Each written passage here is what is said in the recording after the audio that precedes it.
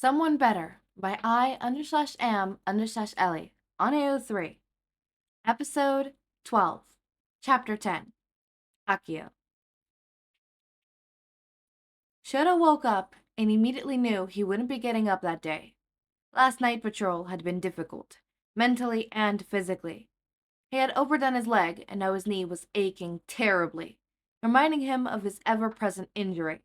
And Shouta reached under his bed to grab his leg brace and hopefully alleviate some of the pain.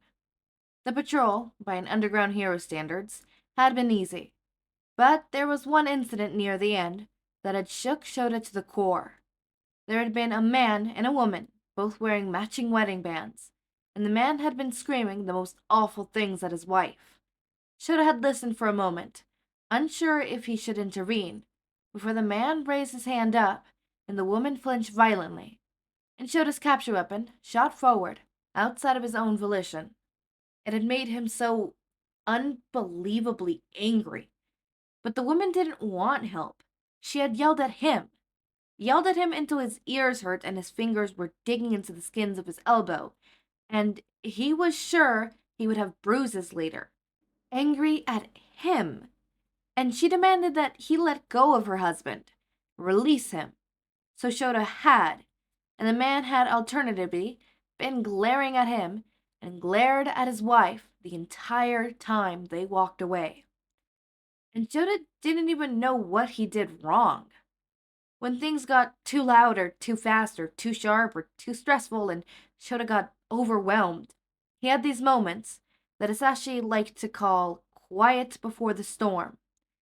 Moments where he was quiet and drawn and pale, and his fingers were tapping away at his elbows, and everything ached, and it felt like one more thing on top of everything else. One more grain of sand would tip the scale, and he would break. When Hizashi had seen him, he made him go straight to bed, and had fitted the sound-blocking headphones that Hizashi usually used over Shota's ears, digging the weighted blankets out of the closet and tugging them around Shouta, along with the blanket and comforter. Then he'd drawn the curtains in the room so no outside light could get in, turned off all the lights in the room so it was completely dark, and had climbed into bed beside him, throwing an arm across his waist and massaging his knuckles as he fell asleep. Shouta was lucky to have him, but that didn't help the next morning. Hizashi must have predicted something like this happening, because there were 4 water bottles on the bedside and a packet of Oreo cookies, as well as a bottle of Tylenol. The noise-blocking headphones were still fixed firmly over his ears. The room was dark. His phone was charging on the nightstand. He checked it. 5:45. Hizashi would have left for office work at the agency not long ago. Shouta sighed. His skin was prickled unpleasantly, the pain in his head reaching an surreal, just from the faint sound of his own breathing. The fabric of his nightshirt felt scratchy on his skin, so he took it off. But then he was cold, so he burrowed under the blankets and tried not to get too frustrated. He needed to think. Everything hurt, but he needed to think. It was difficult, but his mind kept bringing him back to the prickling feeling in his skin. Shouta felt like crawling it out. Breathe. Tap, tap, tap. He couldn't go to work. That much was obvious. Too rough, too scratchy, too tags. And he couldn't trust himself to drive to get Izuku to school, so he had 2 options. He would call Izuku in sick, or he could get Nemuri to drive him. Nemuri would gut him. Shouta wondered if it would hurt less. Shouta sighed, burrowing further into the blankets. Nemuri. Would Nemuri even be awake? She liked getting plenty of sleep for her night patrols. Though the small cracks in the pile of blankets he saw wedged of light, and he groaned. Then a tiny silhouette. Izuku. The boy climbed onto his bed and folded back his blankets. He said something, and Shouta couldn't quite hear it. Then tiny hands were pushing his headphones down. "School time, monkey," he said, and even though his voice was quiet, it still hurt so much. "Inside voice," he said weakly, "and I can't take you today." The sound of his own voice made his head spike. Not today, Cabbage. Okay? Going to call. Auntie, Izuku suggested. Yes, Shouta said. So be a good child and get ready for school, okay? Izuku nodded. Your aunt will be here soon. I'll tell her to bring breakfast. Yes? Izuku nodded again. Good child. Izuku reached down and hugged him, wrapped his little arms around his shoulders. Are you sick? He asked him softly, pulling away. He was whispering. The world is very loud, Shouta said. It could be worse. It really could. If he had gotten truly overwhelmed the night before, he would have gotten to that space where everything was too much, and he was tearing at his hair and crying and screaming like he used to when he was stressed about school or someone in his class was hurting him. He probably wouldn't have had the energy to speak. Izuku frowned. He leaned forward again, and should have thought he was getting another hug. But instead, he felt a wet smack on his cheek. He couldn't decide whether he was disgusted or not. My mommy used to give me kisses when I felt icky, Izuku informed him. He looked sad for a moment, but quickly moved on. It chases the owies away. Did it work? A little bit, Shouta said. It had not. Thank you. Just go get ready and sit in the living room, okay?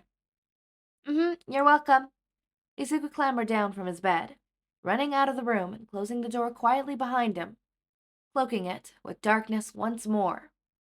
He was sullenly tempted to pull his noise-canceling headphones back on, but instead he fumbled for his phone on the nightstand, sighing as he clicked Nemuri's phone number.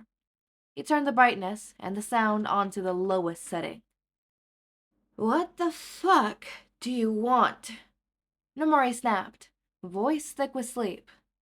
It's Shouta, Shouta said stiffly, pinching the bridge of his nose. He was reminded once more of why he didn't like talking on the phone. What? Nemuri said. He heard shuffling on the other end of the line. Since when do you call people? That's not of importance, Shouta said. He groaned as his headache spiked again painfully. The tingling in his skin only seemed to be getting worse, and he wanted nothing more than to end this conversation and to sleep this off. I'm having a bad day. I need you to take the child to school. Nemuri was quiet for a moment. Are we talking about a bad day, or a bad day? Nemuri asked cautiously. Shouta hated that he understood what she meant. A bad day, Shouta said. Look, I just got overwhelmed on a patrol and I have some kind of migraine and I need to sleep it off. Can you take the cabbage?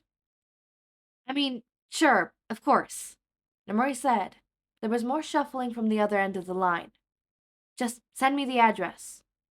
Thank you, Nemuri, Shouta said. It's not an issue, Sho, Nemuri said. Just feel better, all right? Yes, Shouta said. Goodbye. He hung up the phone quickly, opening his message, and quickly typed out the address before powering off his phone. Izuku didn't know how to button his shirt. He didn't know how to tie his tie, or tie his shoes, or comb his hair without yanking it. The only real successful thing he managed was buttoning his slacks. So there he sat in the living room, his shirt completely unbuttoned and his tie sitting over one shoulder, his blazer doing little to hide the fact that he had gotten hungry while waiting for Auntie Nemuri, so he was also eating cookies. The Oreos were in Unky's room, and he didn't want to take them from him since he was feeling sick, so he found a package of chocolate chip cookies and ate those.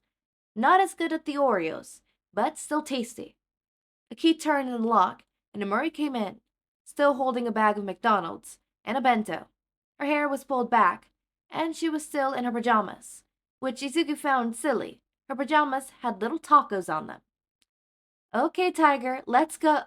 She glanced at him. Oh, God. She sighed, placing the food aside and kneeling in front of him, buttoning up his shirt quickly and taking care of his tie before taking a moment to straighten his blazer. She glanced at her watch.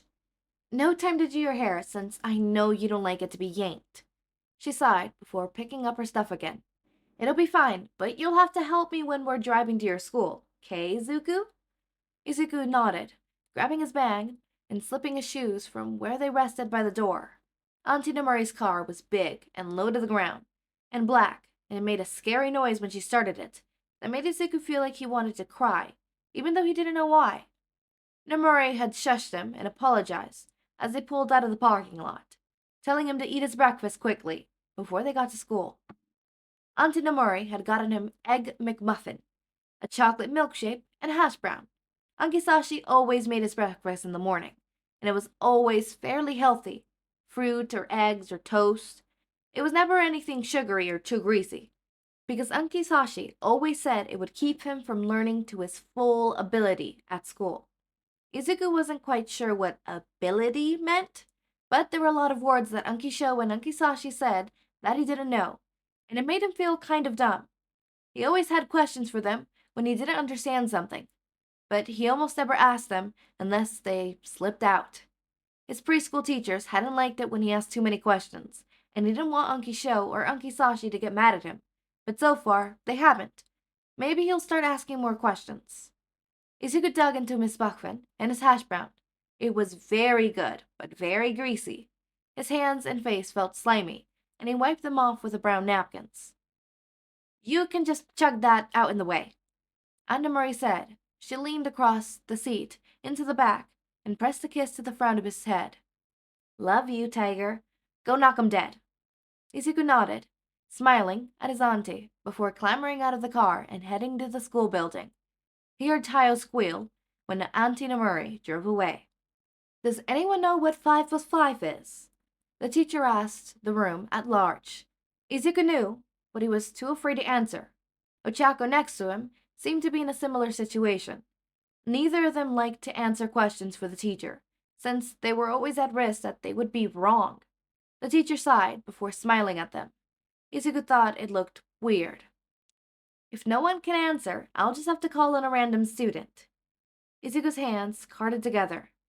No one raised their hands to answer. Hitoshi, she called, and the purple-haired boy at the back of the room looked at her. There was an odd look in his eyes, like he was frightened. What is...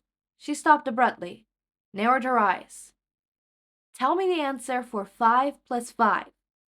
Hitoshi was shaking where he was sitting, and Izuku wondered if he was scared of the teacher. Do you not know? If you don't know, then just go out with it, and I'll ask someone else. Hitoshi continued to tremble. His mouth was shut tight. Well? Hitoshi looked like he was about to cry, and Izuku didn't want him to cry.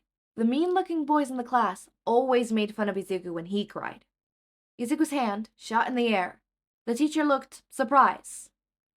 Izuku, she said, do you know the answers? Something funny pinched in Izuku's stomach, but he felt like he might be sick for a moment before answering. 10, Izuku said. The teacher smiled. Well done, she said. Moving on. Can anyone tell me what 10 plus 10 is? Ochako's hand darted in the air this time. 20, she yelled, and her voice was trembling too. Izuku could tell, but it was covered up by how loud she was. Everyone who had their attention on the sniffling Hitoshi turns towards Ochako. Inside voice, Ochako Uraraka, the teacher said. And you did not wait before being called. Behave yourself, or I will have to send a note home to your parents. Ochako nodded. But you answered the question correctly. Well done, Ochako. Ochako beamed. Izuku picked up on what Ochako was doing, and whenever Hitoshi let out a sniffle or started shaking again, he would just answer as loudly as Ochako had to draw attention away from the boy. When that didn't work, he gave silly answers along with the loud responses. When that didn't work, he started acting fidgety at the table, drawing eyes to him with his movements. Uraraka, Midoriya, the teacher finally snapped, and Ochako and Izuku looked up at her. Hallway, now. Ochako and Izuku nodded, standing together and walking out of the classroom. Izuku looked back at Hitoshi. He wasn't sniffling anymore, and he looked surprised. Maybe grateful? Izuku smiled at him warmly. Izuku's palms started to sweat as he waited for the teacher. What if he was in trouble? What if he called his unkies? What if he got expelled? It's okay, Izuku, Ochako said, and she grabbed his hand, even though it was sweaty. We'll be fine. She smiled at him, and Izuku felt like he would be fine. They waited. The teacher came out a moment later. Your behavior is ridiculous, the teacher said. Honestly, I don't know what's gotten into you two. You're usually so well behaved. Each of you will be getting a note sent home tonight, and if the behavior continues, you won't be able to sit together anymore. Do I make myself clear? Yes, ma'am, Izuku said. Good, the teacher said smartly. Now, back to class, both of you. And so they did. I know what you did. I saw it, the pink-haired girl said in recess. It was very nice. Izuku thought he remembered her name being May. My name is May. Yes. My name's Zuku, Izuku said. He shook her hand and felt like a grown-up. This is Ochako. She's my best friend. We're gonna be hero partners someday. May gasped. Really? That's so cool! May looked like she could barely contain her excitement. I'm gonna invent support weapons one day to help heroes. That's so cool, Izuku said, bouncing in place. Have you made any inventions yet? Do they work? What are their uses? Oh, this is so cool. I made a scoped potato gun, and it actually worked really well. It was accurate too. I was really proud of it. I also made this laser thing that basically can use to distract people with flashes and lasers and false shadows so heroes can escape. Wow, Ochako gasped. You want to help us become heroes? We could really use weapons like that. Oh, definitely, May gushed. I would love to. I'd get to share my babies with the world and help people and help you. She looked delighted. This will be so much fun. What are your quirks again? I wasn't paying attention in the quirk game. My quirk is zero gravity. I can make things weightless, but it makes my tummy hurt sometimes. And I'm quirkless, Izuku admitted. There's something wrong with my foot, so I can't have a quirk. So I'm gonna be the first quirkless hero. That's great, May said. That just means I can make you even more support gear. Yay! All three of the 5-year-olds were bouncing in place excitedly, and if anyone looked at them, they would assume that they had consumed a rather large amount of sugar. Wait, we have to check on Hitoshi before the bell rings, Izuku gasped, taking off to the playset. He climbed up it, using the rails to climb near the top and look out over the playground. Do you see him? Ochako weaseled from the ground. It had taken her a moment to catch up with him. No, Izuku said, disappointed. I don't know where he could be. Oh my goodness, is that a cat? He jumped down and ran towards where he saw the cat. Oh, and Hitoshi. Is that a cat? He crowded excitedly, jumping up and down. It's so cute. What's its name? Is it a boy or a girl? Another cat noise came from behind Hitoshi, and it looked up at Izuku distrustingly. It even looked reluctant around Hitoshi. Izuku was not deterred. Hitoshi looked scared of Izuku. Sorry, Izuku said. I didn't mean to overwhelm you. I just really love cats. I have a cat named Takara. She's a calico, and she's old and fat. That surprised the small chuckle out of Hitoshi before he clapped his mouth shut. He sat cross-legged across from him. Ochako and May were still trying to catch up with him. Do you not want to talk? He asked. Hitoshi froze for a moment, before nodding hesitantly. That's okay. Do you have a notebook? Can you write on it? Is that okay? Hitoshi nodded reluctantly, pulling a notebook out of his backpack and turning to a blank page. What are the cats' names? Izuku asked. Hitoshi's writing was large and clumsy. I don't know. I found them here last week, trying to get the black cat to trust me. Dad says I could have one, but not two. Izuku nodded. Well, my unkie loves cat, so they might be able to take another one, Izuku said. He turned to the distrustful-looking cat. It had black fur, with white socks on its paws. Its nose was orange, and patterned with little splotches of black. It's a girl, Hitoshi wrote. The grayest boy. Okay, Izuku said. Ochako and Mei collapsed behind him once they caught up. Izuku ignored him, focusing on the kittens. Hello, baby, he said, trying to copy the tone Hizashi used on him when he had nightmares or got upset. Wanna come with me? The cat stared at him. He let her smell his fingers. Good kitty. He smiled at it and crept closer.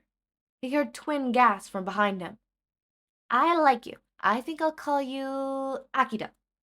The cat crawled onto his lap and nozzled his stomach experimentally before curling up on him. He scratched behind her ear, and she started purring. Hitoshi's kitten was climbing on him too, curling up around his neck. He had a dumbfounded, joyful look on his face. What will you name yours? Izuku asked. Hitoshi thought for a moment, before slowly, haltingly, writing on his notebook. Bolton and Akio. Izuku smiled. When the teacher called for everyone to come back in, Hitoshi and Izuku hid Bolton and Akio under their shirts, before hiding them in their backpacks. He gained 1 cat and 2 friends on that day. Hey, baby, Hizashi called, smiling at him as he crawled into the back of the car. Is Sho okay?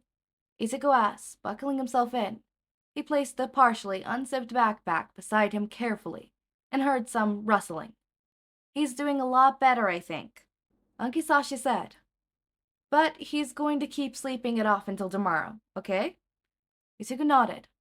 How was your day? I got in trouble, Izuku said simply, handing Hizashi a note. I was making lots of noise because I didn't want the mean kids to notice the boy was crying. I also got a cat. He pulled out the cat of his backpack. Her name is Akio. Hizashi's mouth was hanging open. It looked silly. Izuku giggled. What? Okay, alright. I'm gonna talk about that ending before I go into psychology corner here. Ending was nice. That was silly. I think Hisashi's mind is just like, hold up, you got in trouble. You have a cat? That's what's going in his mind. Just Izuku got in trouble. Okay, well he was doing, things, to be a nice. Where do you get that cat? Cat? He's also probably thinking in his head, God fucking damn it, you're exactly like your fucking uncle. Damn it. Because you cannot tell me that Aizawa wouldn't be the type to just out of nowhere be like, by the way, we got another cat. You didn't disclose this with me. Okay, and we have a cat now. Hilarious, funny. Alright, now on to the actual part of the psychology corner. So, Aizawa being overwhelmed, very, very autistic of him. Very autistic of him. And very relatable. Izuku realizing that, okay, there's a lot of words that I don't know that Hizashi and Sho say a lot. But I don't want to ask. He never says he doesn't ask for some reason. He just doesn't ask because he never feels like he can ask, right? He feels like a bother. He feels like it's too much, whatever, right? So he doesn't ask. But he's starting to trust them more because he's like, maybe I should start asking, right? That's a little bit of healing process right there. That's a little bit of healing process, and we love that. Now, on to Izuku's people-pleasing behaviors. Izuku answering the question, even though he initially didn't want to answer it because he didn't want to get the wrong answer, which, believe it or not, is people-pleasing behavior. He wants to please his teacher, so he's not going to answer in fear of getting the wrong answer because he doesn't want to get rejected. Because part of him wants that other person to always accept him. So that's why he always does, certain things and whatever, right? But that gets overwritten because he sees another kid his age, and he doesn't want to go, he doesn't want that kid to, get bullied or anything like that. So Izuku's like, okay. In his inner head, all happening at once, unconsciously, he's, debating, do I disappoint the teacher and say the wrong answer, possibly say the wrong answer, or do I save this kid? I'm gonna save this kid because my thingy doesn't matter. He overridden what his needs were to meet the other person's needs, which and he got out of his comfort zone to make sure that this other person was in their comfort zone. Sorry. Speaking is difficult. Speaking is hard. Speaking is hard. So, as I was saying, right? So, obviously, I blanked out. Sorry. I haven't slept in a while. Fuck. Okay. So, obviously, that is a problem that will even develop even worse as it goes on. As I said, people-pleasing tendencies does not necessarily mean that it's a bad thing. Just means that you're an empathetic person. But it becomes a problem when, for example, you don't take into account your personal discomforts and stuff like that, and only take into account the other person's, which it could become a problem. Now, on to Ochako, because Ochako started doing the same thing. And you know what? That was people-pleasing tendencies. And that's what leads me to believe that Ochako probably also has some people-pleasing in her. Obviously, it's not from losing a mother and stuff like that. It's probably from, I want to make sure that my parents don't struggle as much, so I'm gonna do this. And that's a learned behavior. So hers is a learned behavior. Izuku's is a trauma response. Both people-pleasers stem from different problems. One is easier to fix than the other, right? One is gonna be way easier to fix than the other. Because with Ochako's, it's just learning that, okay, I can't help everyone, and that's okay. I need to help myself as well. With Izuku, not only does he need to learn that, but he also needs to learn just because he's not helping someone doesn't mean that that person's gonna leave and or die. And as a little kid, obviously they're gonna go to the extreme of die, right? Battery's dead. It's a trauma response, so it's gonna be a little bit harder to underride. Not to mention, I feel like it's also just something that was learnt behavior, because I feel like that's probably something he had beforehand as well, and he was taught. Plus, adding on top of that the trauma, yeah, it's gonna become difficult for him to later down the road remove this concerning habit of his people-pleasing tendencies. Thank you for coming to my psychology corner. As always, raindrops, make sure to eat, sleep, drink water, take your meds. Have a wonderful day or night. Link to my Discord server and socials are down in the description. Subscribe to see more of my content, and thank you so much for watching.